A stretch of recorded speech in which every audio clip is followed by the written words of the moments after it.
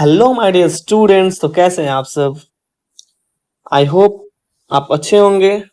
तो हम आ गए हैं एक नए वीडियो लेकर। आज हम सीखेंगे क्लास 10th मैथ एनसीईआरटी के सॉल्यूशन 6.3 का।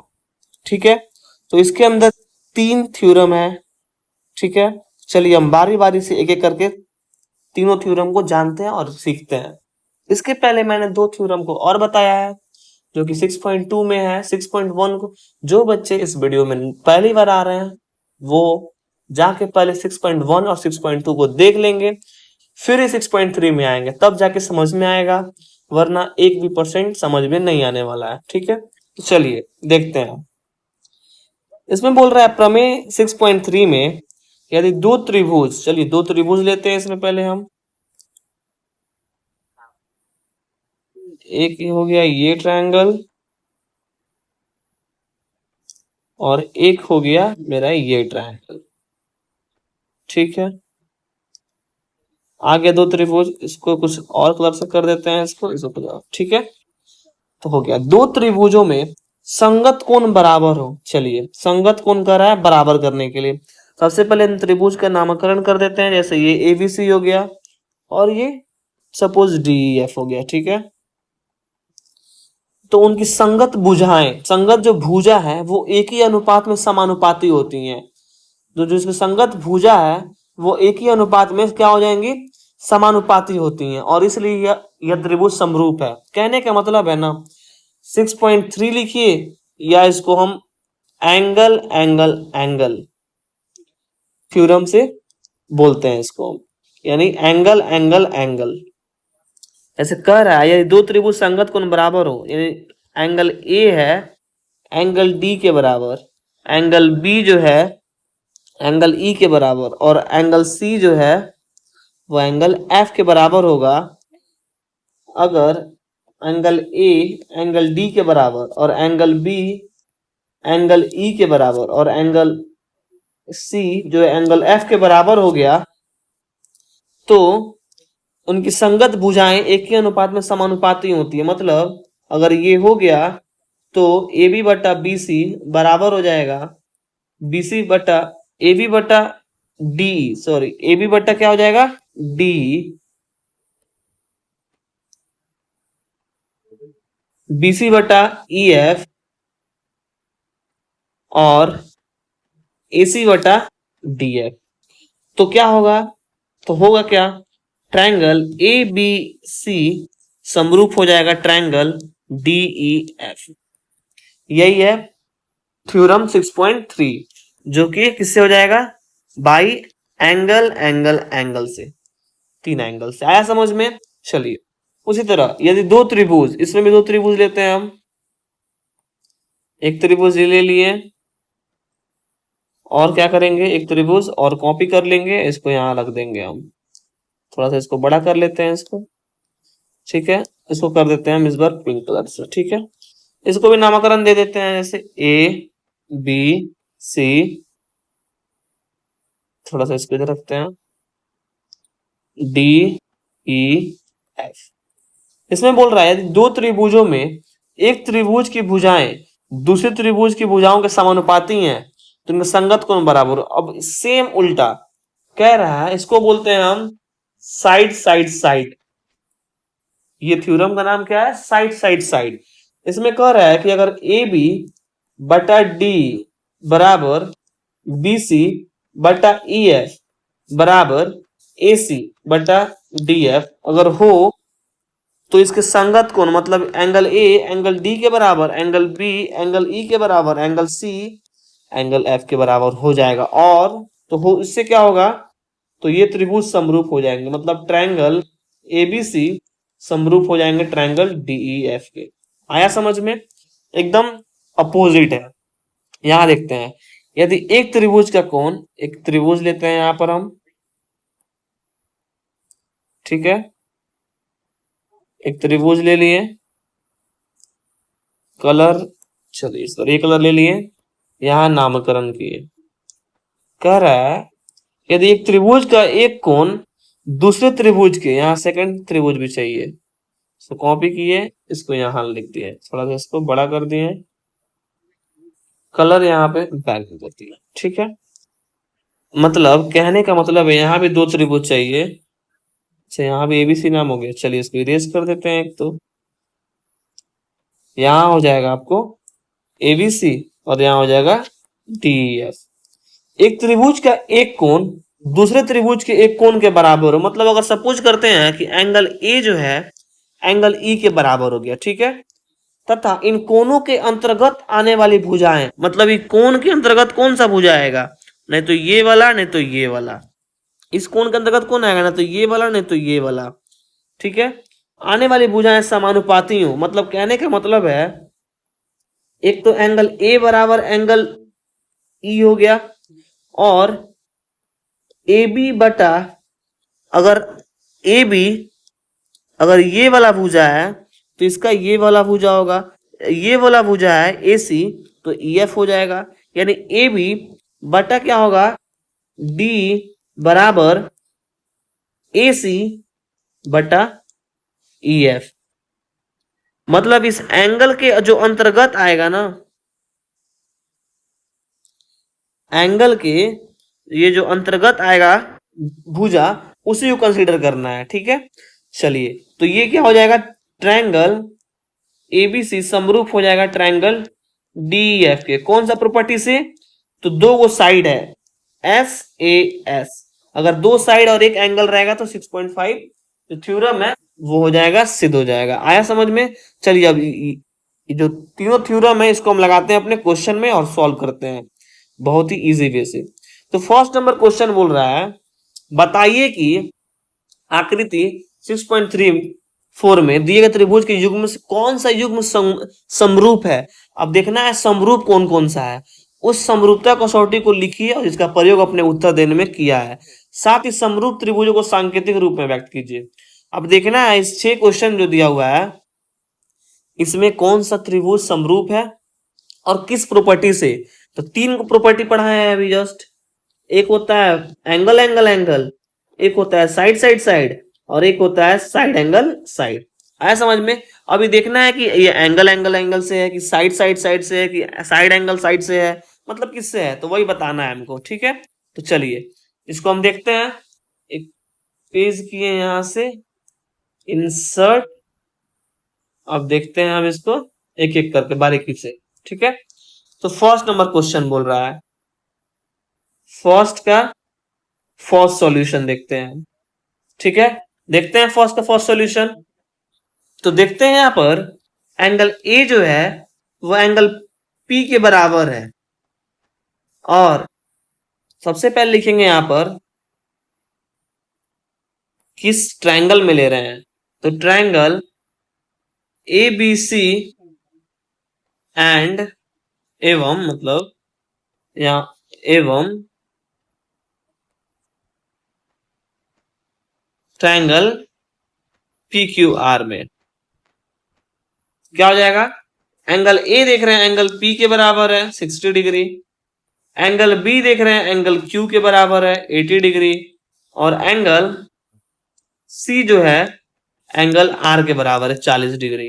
तो यहाँ तीनों एंगल है, तो लिखेंगे क्या यहाँ पर, इसलिए ट्रायंगल एबीसी समरूप है ट्रायंगल पी क्यू आर से, किस प्रॉपर्टी से, किस कसौटी से, तो ट्रिपल ए के समरूपता से। आया समझ में, बस और कुछ नहीं करना है। चलिए देखते हैं सेकंड नंबर का सॉल्यूशन। अब सेकंड नंबर में देखते हैं, यहां पर एंगल नहीं दिया, यहां रेशियो दिया हुआ है। चलिए रेशियो लेते हैं। तो ए बी का जो रेशियो है वो क्यू आर, यहां लिखेंगे triangle ABC and triangle P Q R में क्या लिखेंगे, एबीसी में और ट्रायंगल क्यू आर पी में, ठीक है। तो ए बी के बाद लिखेंगे क्यू आर, ए बी बटा क्यू आर, यानी हो जाएगा, कितना हो जाएगा, 2/4, यानी कितना हो जाएगा 1/2। अब लेंगे हम कौन सा लेंगे, अब लेंगे BC बटा PR, ठीक है, BC बटा PR। तो कितना है, 2.5 है, और ये कितना है 5, 2.5 दूना 5 होता है, यानी 1/2 हो जाएगा। ऐसे ही क्या बच गया, अब ए सी और क्या बच गया QP। तो क्या है 3/6 यानी कितना हो जाएगा 1/2। कैसे समझ गए हम? पहले AB लिए, फिर QR लिए, फिर क्या किए, फिर यहाँ BC लिए, फिर RP लिए या PR लिए, फिर यहाँ AC लिए, तो फिर यहाँ QP लिए। आया समझ में? अब देख रहे हैं यहाँ पे तीनों का रेशियो जो है बराबर है। जब तीनों का रेशियो बराबर है, तो समरूप है। और किस कसौटी से? साइड से। ठीक है, तो लिखेंगे इसलिए ट्रायंगल ABC समरूप है ट्रायंगल QRP के। किससे? तो साइड समरूपता से। आया समझ में? चलिए अब देखते हैं हम थर्ड नंबर क्वेश्चन। ठीक है, थर्ड नंबर क्या बोल रहा है? थर्ड नंबर देखते हैं हम, तो लिखेंगे यहां पर ट्रायंगल LMP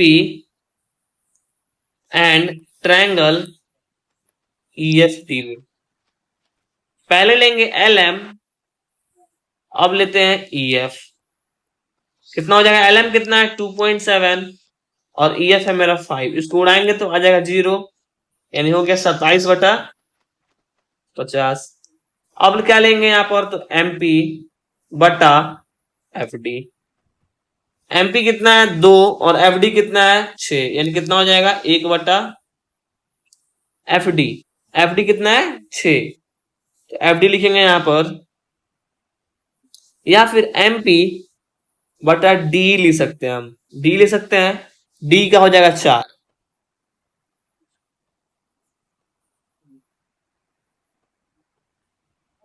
4 हो जाएगा यानी 1/2।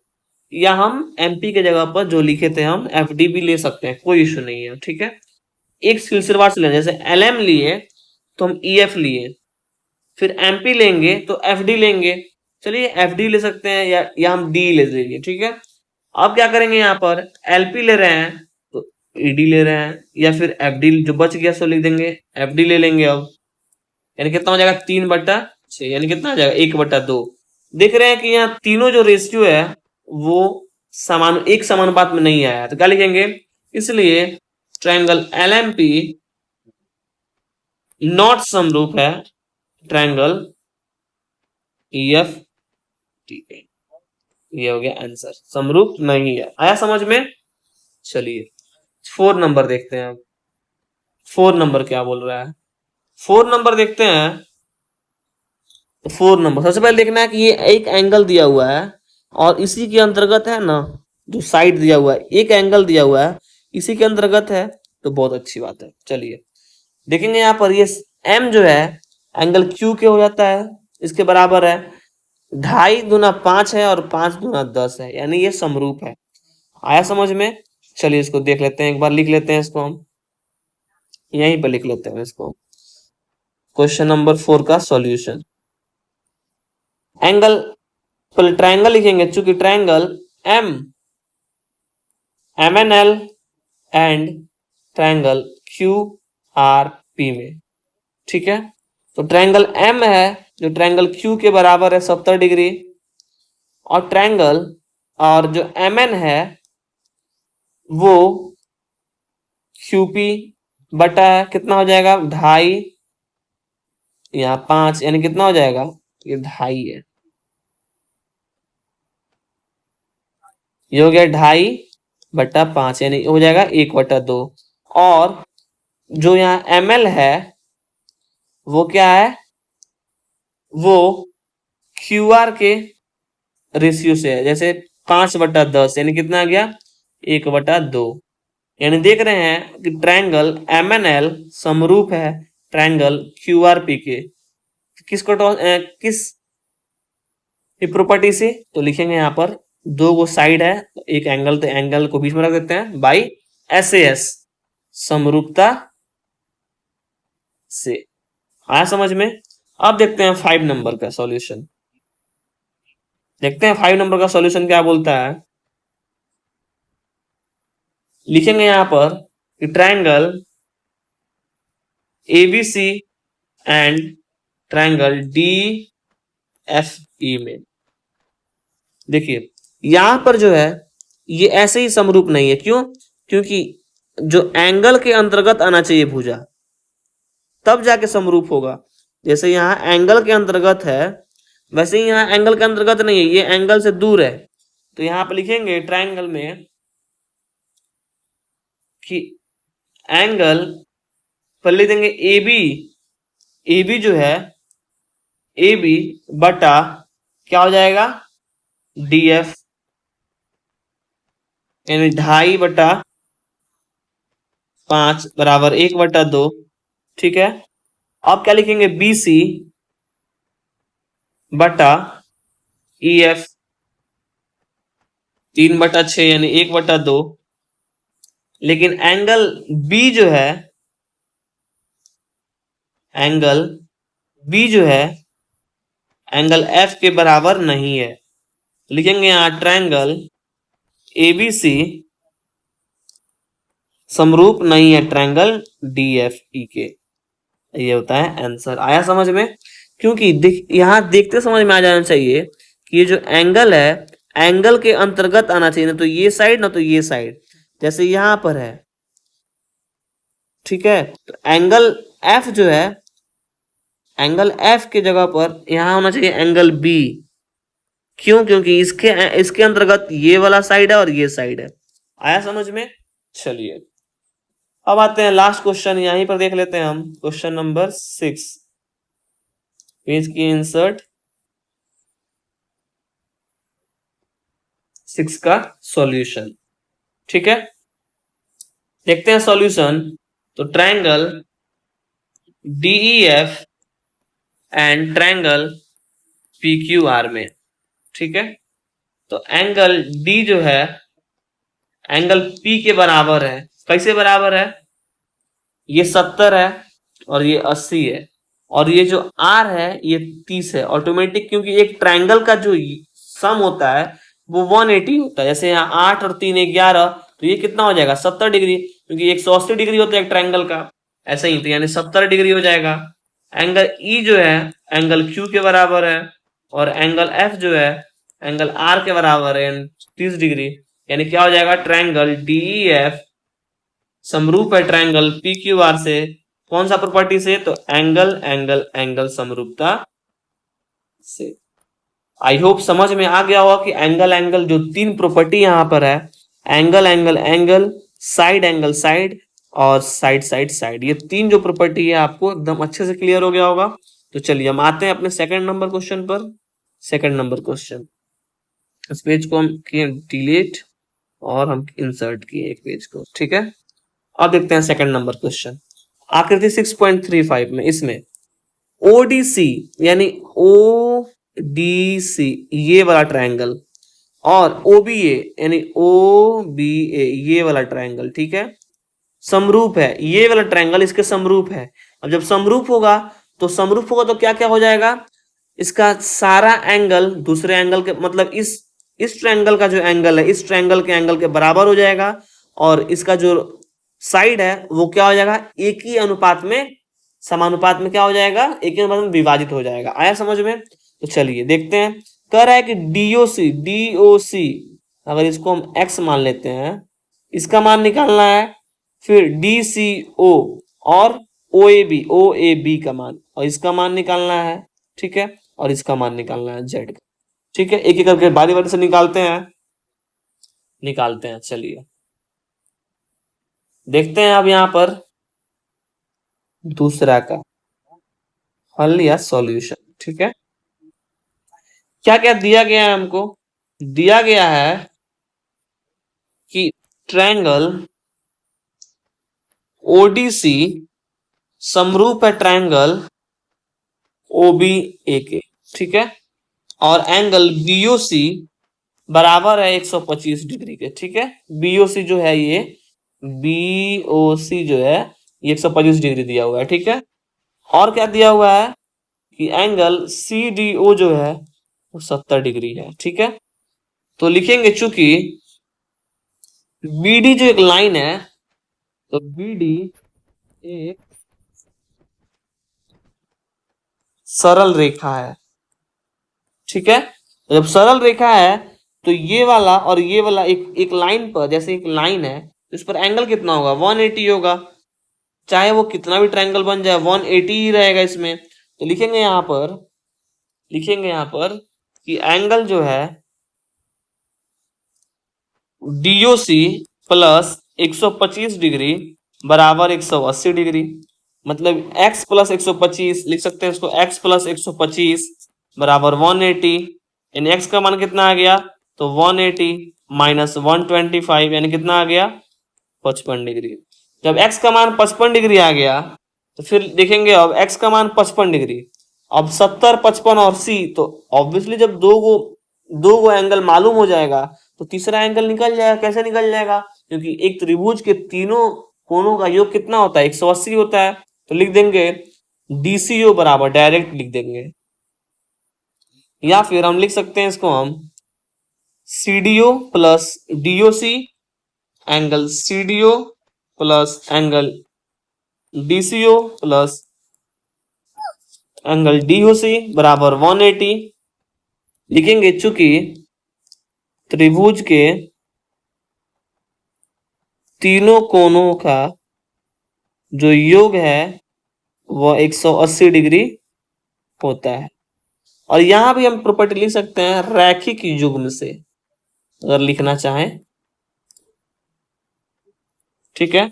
अब CDO का मान दिया हुआ है 70 डिग्री, DOC का मान आ गया है 55 डिग्री, और DCO का मान माने हैं Z। तो Z बराबर क्या हो जाएगा, 180 माइनस 125, यानी Z का मान कितना आ गया, 55 डिग्री। अब जब जान रहे हैं कि ये ट्रायंगल इस ट्रायंगल के समरूप है तो हम आराम से लिख सकते हैं, क्या लिख सकते हैं कि OAB बराबर कितना हो जाएगा, 55 डिग्री। लिखेंगे चूंकि ट्रायंगल ODC समरूप है ट्रायंगल OBA के, ठीक है, इसलिए एंगल OAB बराबर हो जाएगा 55 डिग्री के, जो होता है हमारा आंसर। आया समझ में। चलिए अब आते हैं क्वेश्चन नंबर 3 में, इसको करते हैं यहां से इरेज। अब आते हैं क्वेश्चन नंबर 3 में।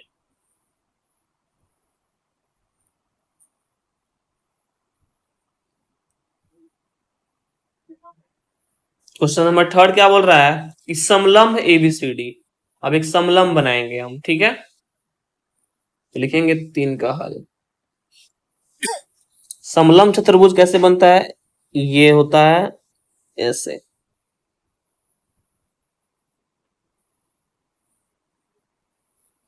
ABC और D, ठीक है। AB जो है ये वाला AB CD के पैरेलल है, ठीक है। इसके विकर्ण है कौन कौन, तो एक है AC और एक है हमारा BD, जो यहाँ O पर क्या करता है, प्रतिच्छेद करता है। तो दो त्रिभुजों की समरूपता कसौटी का प्रयोग करते हुए सिद्ध क्या करना है हमको, ये सिद्ध करना है कि जो O से लेकर A तक की दूरी है वो AC के रेशियो में है, बराबर है OB बटा OD, ठीक है। ये हमको सिद्ध करना है। तो लिखेंगे कैसे, हम लिखेंगे यहां पर दिया है, क्या क्या दिया गया हमको कि चतुर्भुज ABCD एक समलंब चतुर्भुज है जिसमें AB जो है पैरेलल है किसके, CD के। तो लिखेंगे तो क्या सिद्ध करना है, तो सिद्ध करना है OA बटा OC और OB बटा OD। तो अब देखेंगे हम क्या, प्रमाण देखेंगे अब, ठीक है। ये हमें सिद्ध करना था, अब प्रमाण देखते हैं। तो triangle AOB and triangle COD में, ठीक है, देखते हैं कि एंगल AOB एंगल COD के बराबर होगा। कैसे, तो ये कोण के बराबर कैसे होगा, शीर्षाभिमुख कोण से, ठीक है। तो लिखेंगे यहां पर एंगल AOB बराबर है एंगल COD के, कैसे, तो शीर्षा विमुख कोण से, फिर देखेंगे, अब देखेंगे, खोजेंगे इसमें, तो देखेंगे यहाँ पर एंगल ओ ए बी, मतलब ये वाला ओ A B O C D के एकांतर कोण से ये बराबर हो जाएगा। जब दो लाइन पैरेलल हो और एक ट्रांसवर्सल मतलब एक तिर्यक रेखा खींचती है तो एकांतर कोण से हो जाता है बराबर। आया कि नहीं समझ में? ऐसे ही सेम है, तो ऐसे ही क्या लिखेंगे यहाँ पर, एंगल ओ ए बी बराबर हो जाएगा एंगल ओ सी डी के। कैसे? तो एकांतर कोण से। सेम वैसे ही ये वाला इसके बराबर हो जाएगा, तो लिख देंगे इसको हम, एंगल ओ बी ए बराबर हो जाएगा एंगल ओ डी सी के। तो कैसे? तो एकांतर कोण से। अब हमको जब मालूम चल गया एक कोण से अभिमुख कोण से और दो कोण एकांतर कोण से हो गया, तो क्या लिखेंगे, इसलिए ट्रायंगल एओबी समरूप हो जाएगा ट्रायंगल सीओडी के बाई ट्रिपल ए के। ठीक है, तो जब प्रूव्ड हो जाएगा तो इसका जो साइड होगा ऑब्वियसली हो जाएगा, कैसे हो जाएगा, एक ही अनुपात में। तो ओ ए बटा ओ सी बराबर हो जाएगा ओ बी बटा ओ डी के। ये होता है हमारा प्रूव्ड। आया समझ में? चलिए अब आते हैं क्वेश्चन नंबर 4 में। क्वेश्चन नंबर 4 में आते हैं और देखते हैं। क्वेश्चन नंबर 4 देखते हैं हम। आकृति 6.36 में क्यू आर बटा क्यू एस बराबर क्यू टी बटा पी आर तथा एंगल एक है और एंगल दो बराबर, तो दो चीज दिया हुआ है और तीसरा हमको क्या करना है, ट्रायंगल पी क्यू एस ये वाला जो है टी क्यू आर के सिद्ध कर देना है। चलिए ठीक है, करते हैं इसको हम प्रूफ। एक एक करके स्टेप देखते हैं इसका हम। तो 4 का देखते हैं सॉल्यूशन। ठीक है, क्या क्या दिया गया उसको पहले लिखेंगे। ठीक है, तो दिया क्या क्या गया है हमको, दिया है क्यू आर बटा क्यू एस बराबर क्यू टी बटा पी आर, ये दिया गया है। और क्या दिया हुआ है, एंगल 1 जो है एंगल 2 के बराबर है। तो हमें क्या सिद्ध करना है, तो सिद्ध करना है ट्रायंगल पी क्यू एस समरूप है ट्रायंगल टी क्यू आर के, सिद्ध करना है। चलिए देखते हैं इसका प्रमाण।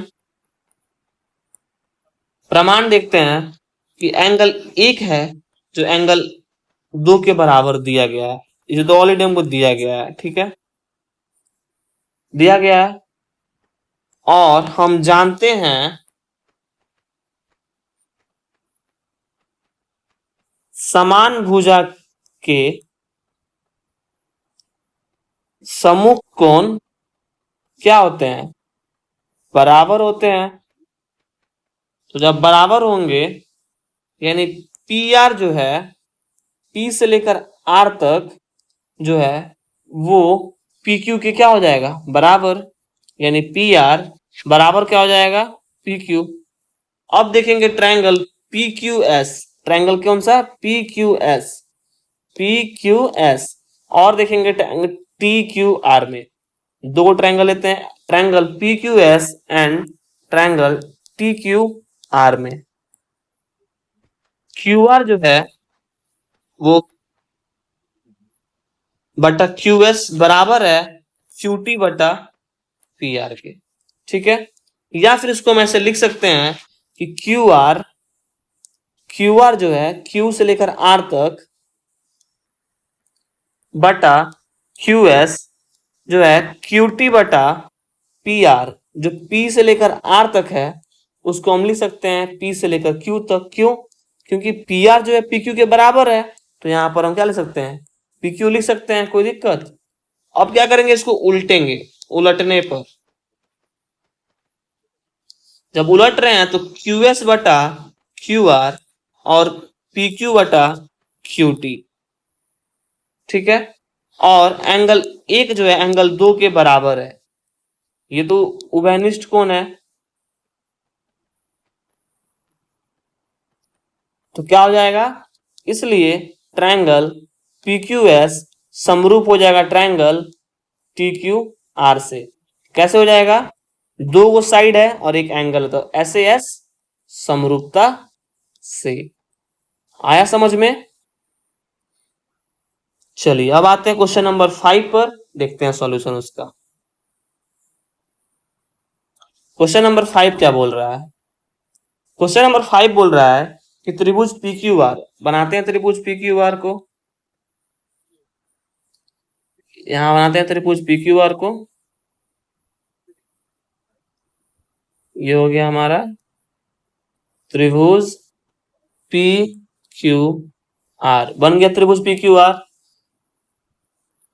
PR और QR क्रमशः बिंदु S और T पर PR और QR, PR और QR पर बिंदु S और T इस प्रकार स्थित है कि एंगल P जो है वो RTS के बराबर है। तो दर्शाना क्या है, RPQ और RTS समरूप है।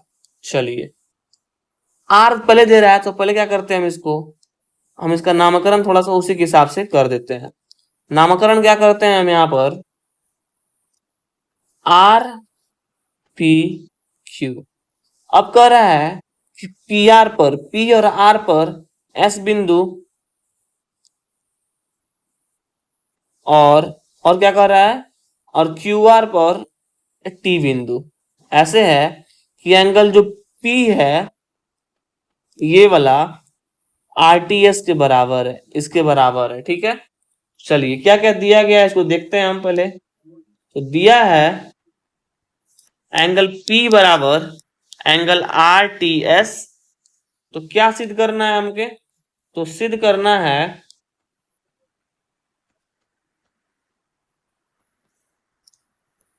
ट्रायंगल RPQ समरूप है ट्रायंगल RTS के। देखते हैं प्रमाण एक एक करके क्या क्या मिल सकता है।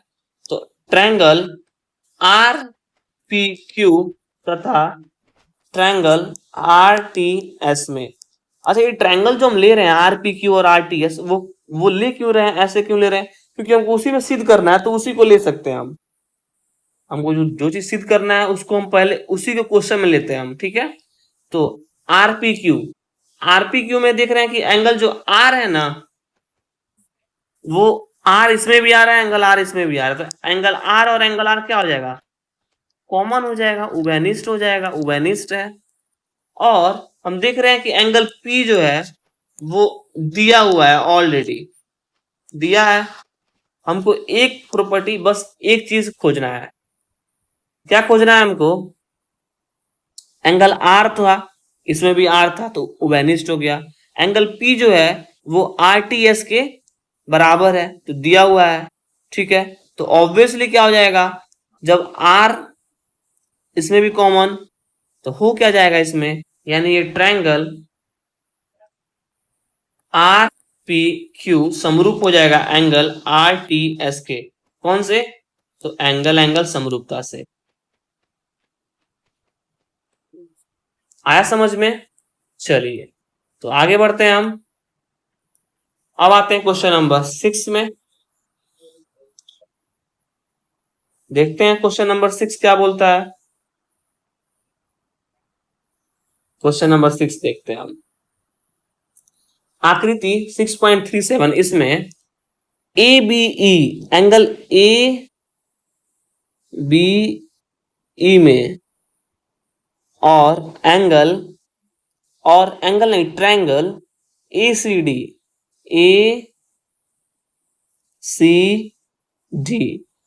तो दर्शाना क्या है हमको, ये जो साइन है, ये सिंबल है, ये सर्वांगसम का सिंबल है। तो क्या करना है कि ट्रायंगल ADE और ट्रायंगल ABC को समरूप है, यही सिद्ध करना है हमको। चलिए एक एक करके देखते हैं कैसे क्या होता है। 6 का देखते हैं सॉल्यूशन, देखते हैं। पहले फिगर को यहाँ ड्रॉ कर लेते हैं एक बार, थोड़ा छोटा सा में, जो बार बार हमको स्क्रॉल ना करना पड़े। ABC हो गया, यहाँ DE है, ठीक है, और ऐसे क्रॉस है, ऐसे क्या है, इसको इससे मिलाया है, इसको इससे मिलाया है, ठीक है। बस चलिए क्या क्या दिया गया है यहाँ देख लेते हैं हमको। तो दिया हुआ है कि जो दिया है, क्या दिया हुआ है कि त्रिभुज ए बी ई सर्वांगसम है त्रिभुज ए सी डी के, ठीक है। तो क्या सिद्ध करना है हमें, तो सिद्ध करना है, क्या सिद्ध करना है हमें कि ट्रायंगल ए डी ई समरूप है ट्रायंगल ए बी सी के, ठीक है। तो देखते हैं प्रमाण। चूंकि त्रिभुज ए बी ई सर्वांगसम है त्रिभुज ए सी डी के, ठीक है। तो जब अगर सर्वांगसम है तो मतलब ए बी बराबर ए सी हो जाएगा और ए बराबर ए डी हो जाएगा, ठीक है। तो देखेंगे यहां पर ए बी हम जानते हैं कि समान भुजा के सम्मुख कोण बराबर होते हैं, पता है हमको। इसलिए एंगल बी बराबर क्या हो जाएगा, एंगल सी, और एंगल ए डी ई बराबर हो जाएगा एंगल ए ई डी के। तो अब देखेंगे triangle A D E and triangle A B C में देखते हैं कि क्या क्या मिलता है। ए डी बराबर हो जाएगा ए बी के, या फिर ए डी बटा ए बी बराबर 1, इधर आ जाएगा तो हो जाएगा 1, यानी ए बी बराबर हो जाएगा, क्या हो जाएगा, ए सी के, क्योंकि यहाँ ए बी बराबर क्या है, ए सी है, ठीक है। चलिए ये होता है समीकरण फर्स्ट, ठीक है। अब देखते हैं ए बी बटा ए सी बराबर 1, यानी कहने का मतलब है समीकरण इसको फर्स्ट मान लेते हैं, ये हो गया फर्स्ट, ये हो गया सेकंड, ठीक है। अब लिखेंगे समीकरण फर्स्ट एवं सेकंड से, एक एक कॉमन हो गया, यानी ए डी बटा ए बी बराबर ए डी, यहां ए बी बटा ए सी, ठीक है। अब देखते हैं या फिर क्या हो जाएगा इसमें, यहां एक पेज इंसर्ट करते हैं और एक लिखेंगे यहां, और या ए डी बटा ए बी, और ए बी जो है ए बी ए डी किसके बराबर है, ए के बराबर है, ठीक है। ए के बराबर है ए डी है, तो लिख सकते हैं हम यहां पर ये वाला चीज लिख सकते हैं हम ए बटा ए सी, और एंगल ए जो है वो क्या है, दोनों में कॉमन है, दोनों में कॉमन है, देखेंगे यहाँ उभयनिष्ठ है, तो हो जाएगा, इसलिए ट्रायंगल ए डी समरूप हो जाएगा ट्रायंगल ए बी सी के, तो हो जाएगा किस हो जाएगा, एस ए एस समरूपता से। आया समझ में। तो चलिए आज के लिए इतना ही, बाकी का जो क्वेश्चन बच रहा है 7, 8, 9, 10 और कितना बच रहा है इधर 11, 12, 13, 14, 15, 16 तक हम नेक्स्ट वीडियो में कवर करेंगे। तो आई होप आपको बहुत अच्छे समझ में आया होगा। तो चलिए मिलते हैं नेक्स्ट वीडियो नेक्स्ट सॉल्यूशन के साथ, अभी के लिए राधे राधे, बाय बाय।